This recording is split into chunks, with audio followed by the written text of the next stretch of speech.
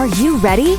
Welcome to the Think Millions podcast, a channel where you get an unfiltered, raw, and authentic conversation about the challenges of being an entrepreneur and tips and tricks on how you can scale your business to the next level. If you are looking to scale your business, then you're in the right place. Introducing our host, Alexa D'Agostino. Most e-commerce brands don't have a traffic problem, though they think they have a traffic problem, most of them. They actually have a leakage problem, and it's draining them dry. I've seen this firsthand with clients of mine, stubborn folks that are having Shopify stores, and they are blaming social, they're blaming everything else, but they're not looking at the real problem of what is draining their bank account. So today, we're exposing the real reason why your Shopify store isn't scaling, and it's not your ad budget. Everybody thinks it is. It's not. It's actually what's happening after people click and land on your website. It's conversion leaks, broken journeys, money that's left on the table. So welcome today to the Think Millions podcast. This is a show where we're breaking down how real businesses actually scale. And I'm bringing real guests that have not only done it once, but most of them have done it 2, 3, 10, 100 times. And I'm your host, Dr. Alexa D'Agostino. Today's guest is someone who has helped hundreds of brands cross $1 million marks without dumping more cash into ads. So let's dive into this. Welcome, Matthew Stafford. Welcome to the show. Thanks for having me. I'm looking forward to the conversation.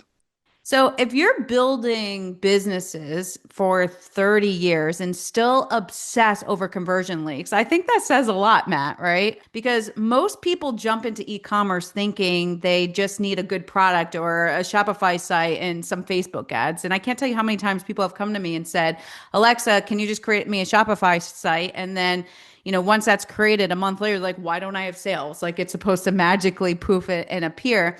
And they wonder why their numbers aren't adding up. So Matt he has seen the back end of hundreds of stores. And, I would love for you to talk about, first off, why are most of these failing before the first click? Yeah, essentially what they did is they tried to be persuasive in their ads, and then they got the people to click. And then when they land on their website, they feel like, oh, if they've clicked on the ad, then they'll figure out the website. And the truth of the matter is that your website really needs to be so simple that Homer Simpson can figure it out. And what I mean by that is it seems like the majority of business owners think more is better. And instead, what that does is it creates that paradox of choice, or it creates confusion, and people end up leaving. Yeah, I think I love it. Persuasion isn't your problem, clarity is, right? So, as you said, it matters because founders spend so much time perfecting their ads, creating this emotional trigger, killer hooks, punchy call to actions, and then they send their buyers to this website that looks like a WordPress or Shopify like graveyard, right? And they assume if somebody wants it, they'll figure it out. But as you said, spoiler alert, they're not going to unless you're looking at it. So, confused buyers don't convert, they bounce. So you said something earlier that I think most people really need to hear. They get the click with great ads, but then expect the customer to figure out a messy site. So why do you think brands still underestimate the power of a simple conversion focused website? Probably because the high converting website really requires you to look at the data and analytics, and most people don't understand that. And so by breaking down the data and analytics, for me personally, I was good at traffic. I drove a lot of clicks, but I wanted the sales to match how much traffic I was driving. And what I realized was the ads aren't broken if the people are clicking and going to that. Most of the business owners are like, yeah, these ads aren't working. But if the person came from the other platform and came to the website, the fact that they didn't buy means the site itself is what's not converting, not the ads. And so I really think that there's a misdirection of where they're putting the fault. And what we found is the cleaner and the clearer that we make the website, the higher it converts. And the two highest converting places on the website will be your search and then filters. And so if you reverse engineer, why would those two areas give you the highest conversions compared to a normal site? Well, in both instances, it helps the person find what they're looking for. So that means the majority of people that don't use search or filters actually can't find what they're looking for, or they would convert higher. Yeah, I mean, I think just to summarize what you just said, a high converting site isn't built with design tools, it's built with data. I mean, that's essentially what you're saying. And sometimes when you look at certain websites, most e-commerce founders look at their site and say, we want it to be pretty. We need a redesign. And it's wrong. You don't need prettier, you need proof and simple, because until you understand where people are falling off, you're just guessing. And sometimes guessing can be super expensive. One of my most favorite quotes, you can't fix what you don't measure. And if you're not reading the data, you're just throwing lipstick on a funnel that's bleeding money, right? And I love what you said. You literally gave gold right there. You gave two main things that they have to go look at on their website to see where they're bleeding money. So let's just call it out. Most founders would rather redesign their website than read their own metrics, because data can be scary. And, I have three technology degrees. So for me and for you, it sounds like it's super easy for us to read it. But sometimes it is a little scary to look at heat maps and data and really truly understand what the data is saying and what changes to make. And sometimes it could be costly too, right? So in your opinion, when you're looking at the Shopify and e-commerce stores, like where's the biggest revenue leak that's actually happening? I would say in the navigation, because if they can find what they're looking for, they convert much higher. So I think that understanding that your main navigation should be for your money-making links, I think success leaves clues. And so you might as well lead with what works the most instead of trying to have these mega menus or the different things. And I'll share a little tip that we do on every brand that we go to work with, that will work for anybody that has a website. So at the thank you page or the opt-in page, once they've completed it, we put a little pop-up that says, what was the one thing that almost made you not buy? Or what was the one thing that almost made you not submit your email? And by asking that, we'll get about 30% of the people will respond, and they'll tell us what parts of the website caused friction or they didn't understand or that we could improve in order to make their experience better. And I would say over the last 3, 4 years, probably 6 of our 10 biggest wins came from trends that we saw in the answers to that question from people who had just completed their purchase. Yeah, so if your customers have to think where to click next, you've already lost them, right? I mean, obviously I run a marketing agency and we obsess over ads and branding and product pages, but the number one leak that you're seeing is navigation, and not just confusing links, but navigation that doesn't follow the path of successful buyers. I love what you Yeah. said Yeah. too. People Yeah, go. people don't want to click on something that they don't know where it goes. So very like accessories or more or shop all or things like that where it's very ambiguous. They just don't want to click on it. They want to know that if I click here, I'm going to go here. Yeah, and I love what you said. Success leaves clues, and your navigation needs to follow the footprint of people that actually want to buy. A lot of people don't think about the customer journey. It's people, I always ask, I'm like, what's your customer journey? And most of the responses I get are, I don't know. And so I think, you're pinpointing something that is critical in really understanding. And I think it is the marketing folks' job, of course, but also as a CEO, in my opinion, and I'd be curious what you think about this. I think the most important job for the CEO is revenue. In order to look at revenue, you have to look at what's broken. And if you are consistently leaking money every single month, every single year, and you're not trying to find what's broken and you keep doing the same thing over and over again, you're never going to fix it. And in my opinion, it's the number one thing a CEO has to do is find where the leak is.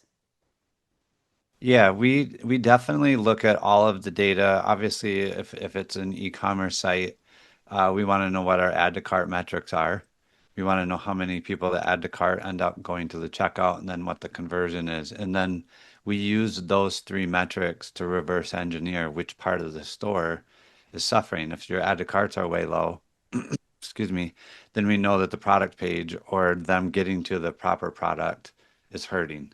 If the checkout's converting low, then we know we need, some more proof or some unique value propositions why they want to complete the purchase. And so we'll use those metrics to kind of reverse engineer what's going on so we don't have to guess. And I mean, this is kind of a loaded question. So, in your opinion, and I know every industry is different, but if there's a range, like what is a decent conversion rate? So if people are listening, what's the range? Is 2% bad? Is 10% good? Is 15% excellent? Is 6% excellent? Like, is there some sort of range that you guys look for? Yeah, and that's just come from 10 years of looking at hundreds of stores. I would say anywhere from that 50 to $100 range for your average order value. We would like to see 3 to 4%. And Hmm. then as obviously as it gets up to $140, then it's going to drop down to 2.5 to 2% and even farther as you go up higher. We have a store that has an average order value of about 2 grand and their conversion rate's about 1%, which is pretty high. But yeah, it really depends on what your average order value is.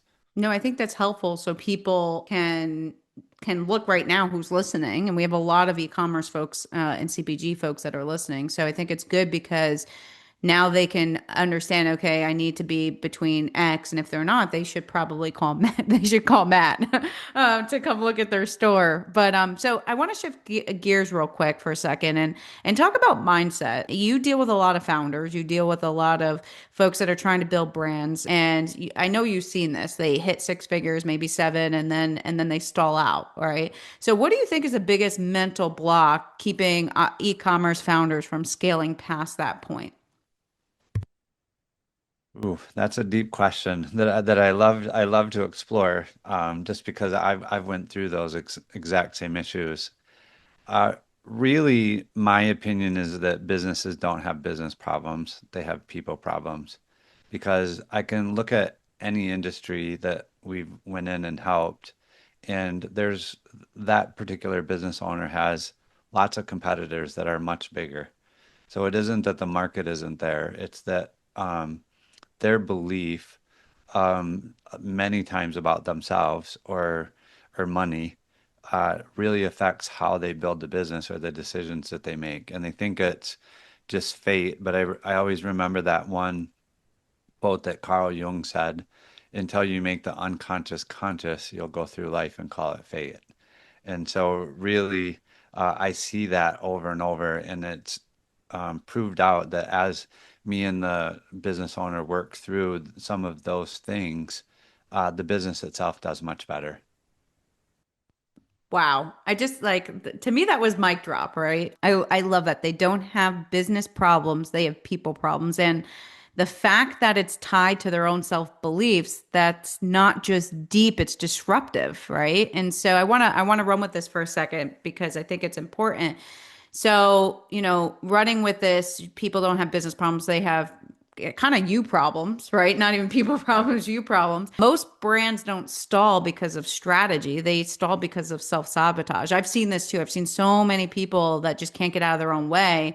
Scaling from, six to I've seven done it. figures isn't about better funnels and ad strategy half the time, even though there are leaks. I'm not saying there aren't challenges or issues. There are, but it's about identity. And because if the founder doesn't believe they're capable of building a $10 million brand, they'll subconsciously make decisions that prove them right. That's what I got for you. So to me, the core truth here of what you're saying is it's not a business issue, even though again, I'm going to stress there's always business issues. It's a people issue, and usually the person is the founder. So that was a mic drop, and that was so big. I love that. I love what you said, and honestly, that hits hard. But, I think when you talk about how founders their beliefs in themselves actually mess with their business decisions, that's a critical thing, right? All right, well, going into building, I mean, there's very few people in this world. You look at all the people that have built businesses, there's very few people that have done it once, let alone multiple different times. So, building a seven-figure e-commerce store, what do you feel like if somebody is listening to us and they're doing 100K right now and they're just getting started and they really want to grow to that seven-figure, what would your advice be to them?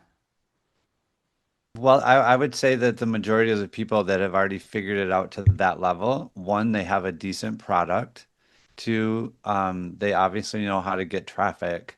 And so I actually do believe exactly what we've started talking about is typically the third leg of that chair is the website. Figuring out how to convert them once the prospect lands on the website till they give you money. And it doesn't necessarily mean that your site does all the work. You're also going to have a couple other metrics that are very important, which is your email and your SMS.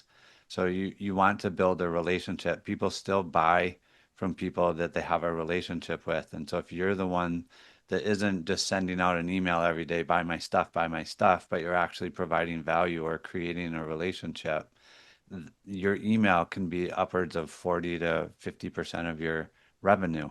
And then SMS is, it's obviously really come on strong the last couple of years. It's the largest form of recovery, definitely the highest dollar value, even for promotions, using SMS. So those are two other things that you really need to worry about in addition to your site. Love it. I love it. So this has been so fantastic. And I want to just go ahead and summarize this conversation for our audience, because this has just, the amount of gems that you have dropped is incredible. And I thank you for coming. I think I'm going to get a lot of emails off this and a lot of people that probably are going to want to talk to you that are listening. So just to summarize, everybody listening, scaling isn't magic, it's mechanics.